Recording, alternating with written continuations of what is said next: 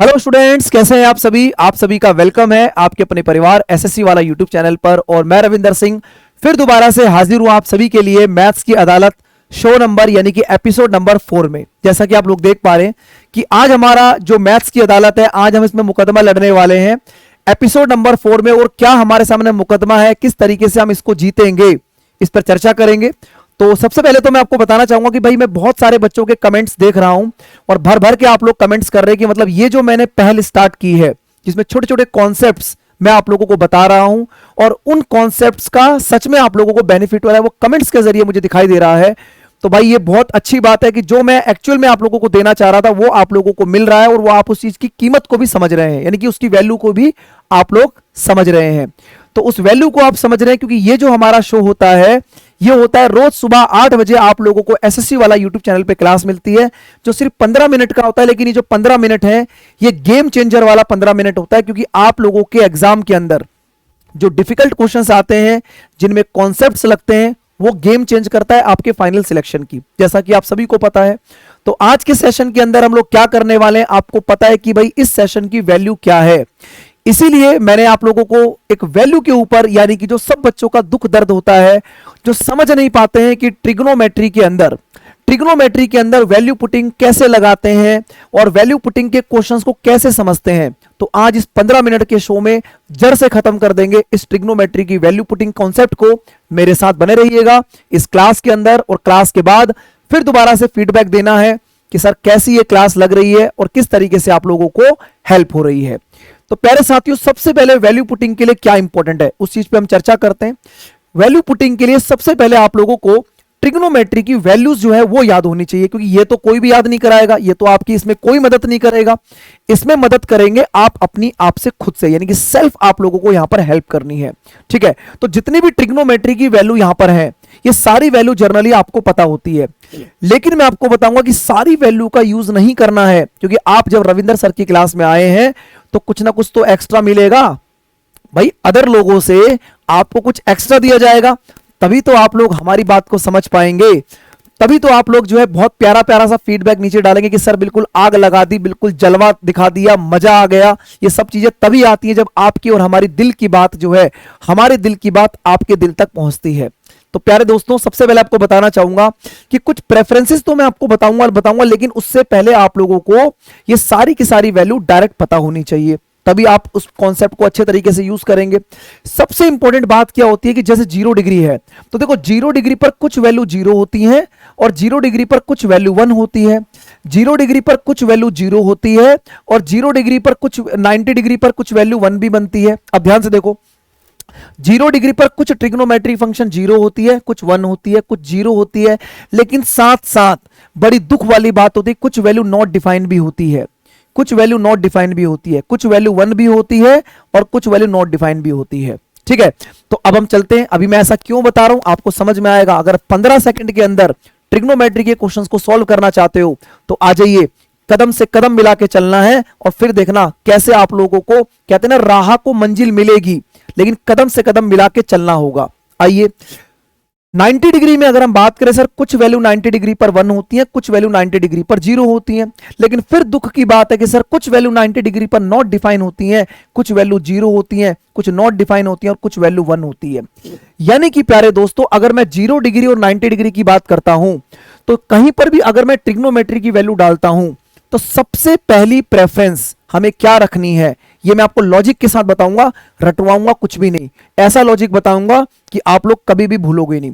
तो भाई ट्रिग्नोमेट्री के अंदर कुछ प्रेफरेंसेस होंगी, उन प्रेफरेंसेस में सबसे पहले आपको या तो ट्रिग्नोमेट्री में 0 डिग्री वैल्यू रखो या आप 90 डिग्री वैल्यू रखो। ऐसा मैंने क्यों बोला कि या तो आप 0 डिग्री वैल्यू रखिए या 90 डिग्री रखिए।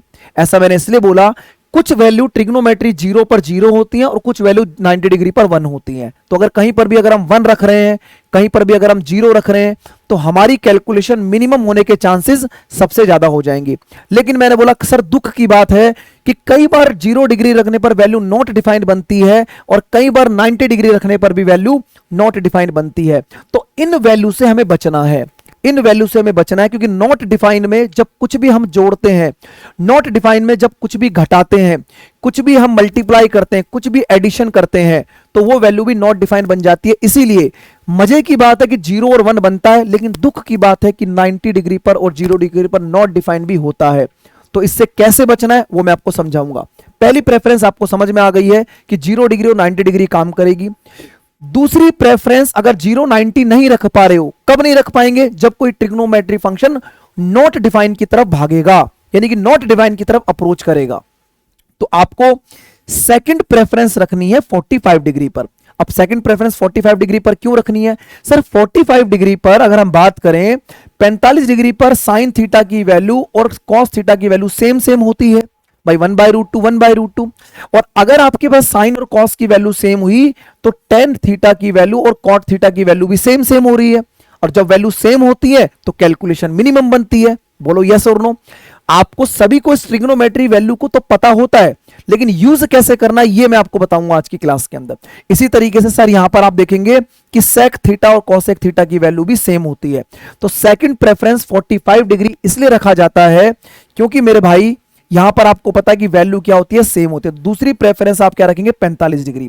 और अगर मान लीजिए किस्मत बिल्कुल खराब है, किस्मत बिल्कुल खराब है, माता रानी के व्रत लिए थे, ठीक है, भैरव बाबा की पूजा की थी, और पेपर में ऐसा क्वेश्चन आ गया कि 90 डिग्री भी नहीं रख पा रहे हैं, 0 डिग्री भी नहीं रख पा रहे हैं और 45 डिग्री भी नहीं रख पा रहे हैं, भैया ये तो बहुत किस्मत खराब वाली बात होगी। इसका मतलब लास्ट प्रेफरेंस जो होगी वो होगी जी 30 डिग्री एंड 60 डिग्री, क्योंकि 30 डिग्री और 60 डिग्री पर थोड़ी सी कैलकुलेशन हमें देखने को मिलती है, थोड़ी सी कैलकुलेशन हमें देखने को मिलती है। क्या आपको इतनी बात समझ में आई? वैसे तो मैं आपको बता देता हूं, एसएससी की हिस्ट्री में प्रीलिम्स एग्जामिनेशन के अंदर, मेंस को छोड़कर प्रीलिम्स एग्जामिनेशन में वन डे जितने भी एग्जाम्स होते हैं, आपकी कहानी 0 90 45 पे काम हो जाएगा।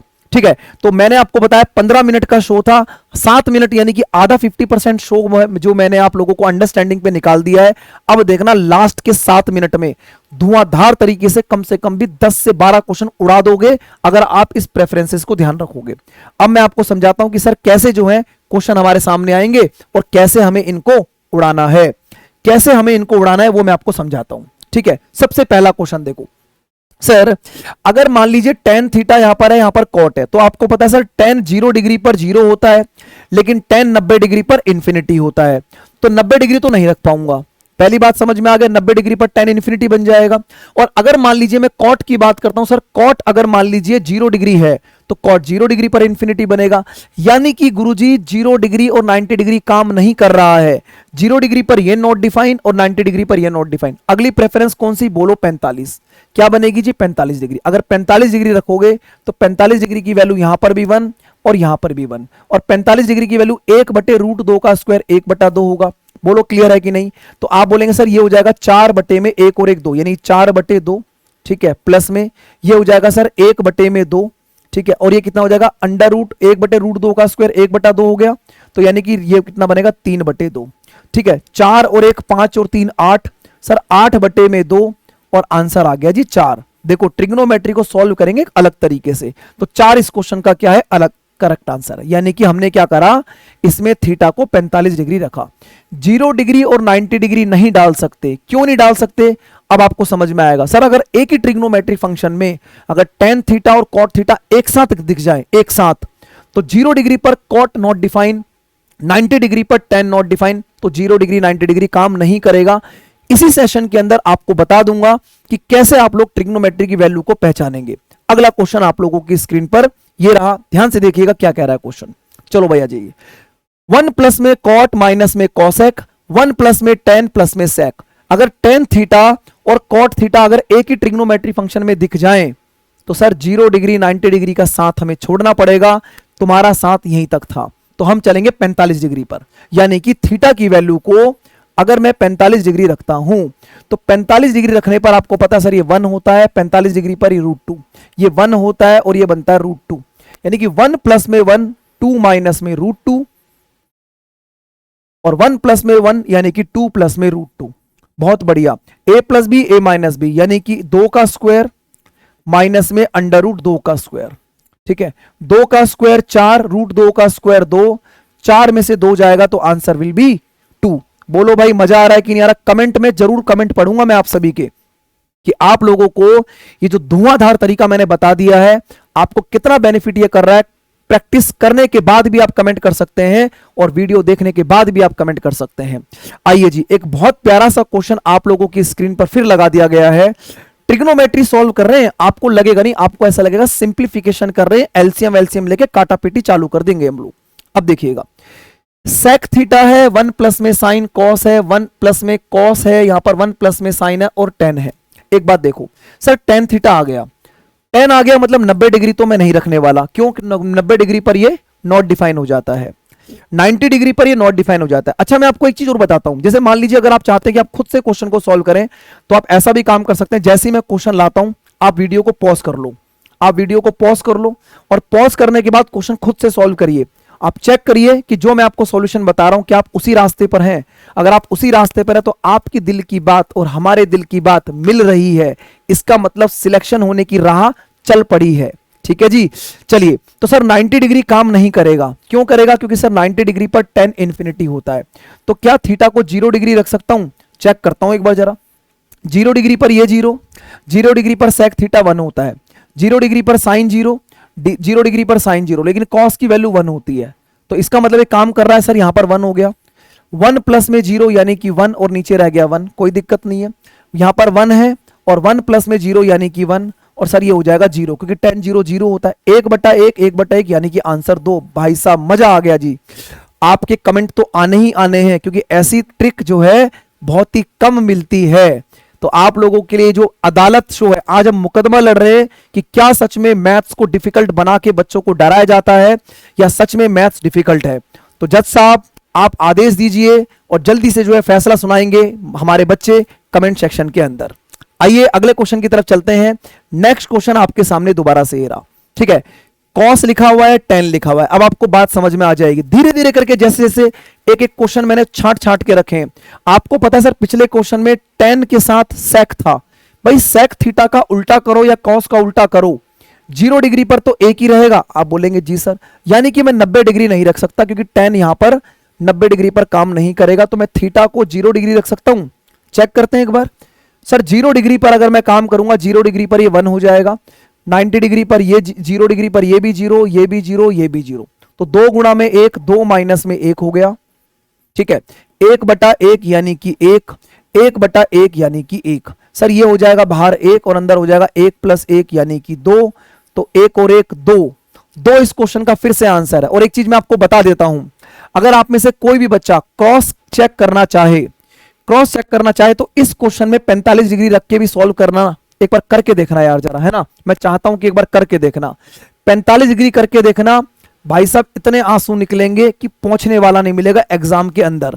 इस बात को अपने स्टडी एरिया में फील करना कि 45 डिग्री अगर रख दिया या बेसिक तरीके से सॉल्व कर लिया एलसीएम लेके, तो भाई साहब नानी की नानी और दादा के दादा और पापा के नाना के भाई के चाचा सब पेपर में याद आ जाएंगे, सारी रीजनिंग धरी की धरी रह जाएगी।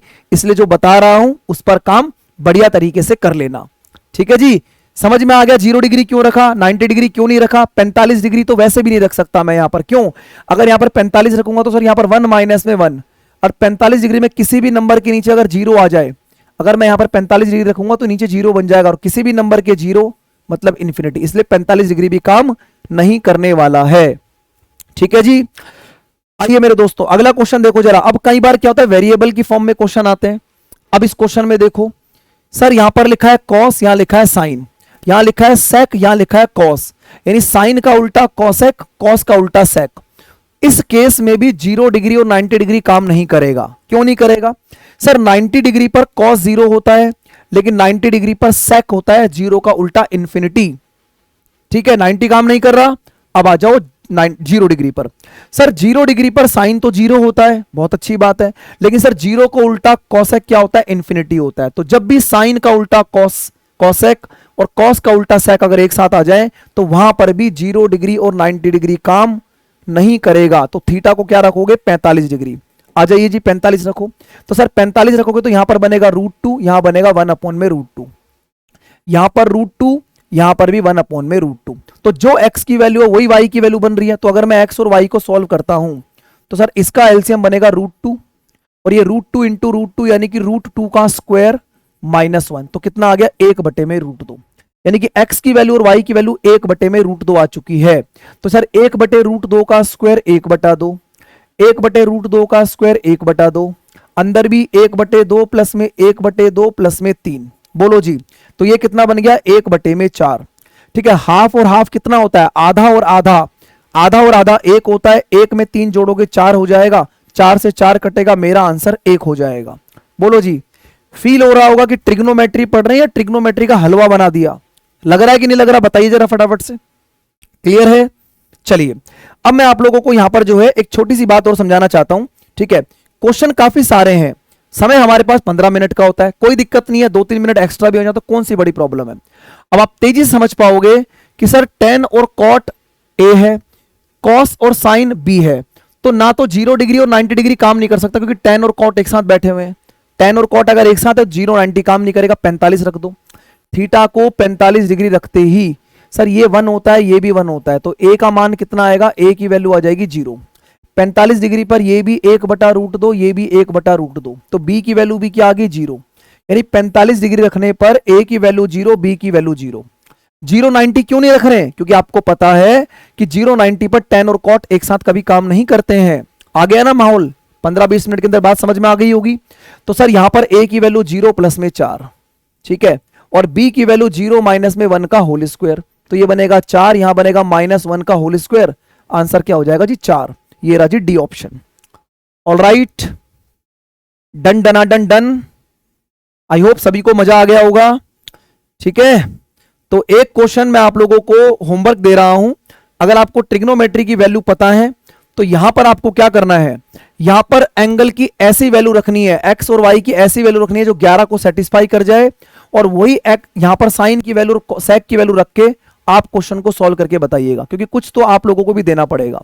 ठीक है, तो यह आप लोगों के लिए होमवर्क क्वेश्चन है, और कमेंट सेक्शन में बताना कि सर इस क्वेश्चन का आंसर क्या बनेगा। ठीक है, और क्लास कैसी लगी ये भी आप बताना कि जो 15 मिनट का मैथ्स की अदालत है, इस अदालत में सच में मुकदमा लड़ते हुए हम क्या इन चीजों पे विजय हासिल कर पा रहे हैं, क्या हम सच में जीत पा रहे हैं, तो इस चीज को समझिएगा। ठीक है, सीधा सीधा हिंट दे रहा हूं, साइन की वैल्यू और सेक की एंगल की वैल्यू ऐसी रखनी है कि जिससे कि 11 आ जाए, और वही वैल्यू यहां रखने पर आपके क्वेश्चन का आंसर तुरंत मैच करेगा, आपको कोई भी समस्या नहीं होगी। तो प्यारे साथियों, आज का एपिसोड नंबर 4 हमारा कंप्लीट होता है। अगले सेशन में मुलाकात करेंगे इसी उत्साह और इसी जोश के साथ। तब तक के लिए अपना ध्यान रखें, ख्याल रखें, मस्त रहिए, पढ़ते रहिए। Thank you very much, take care, bye bye, Jai Hind, धन्यवाद।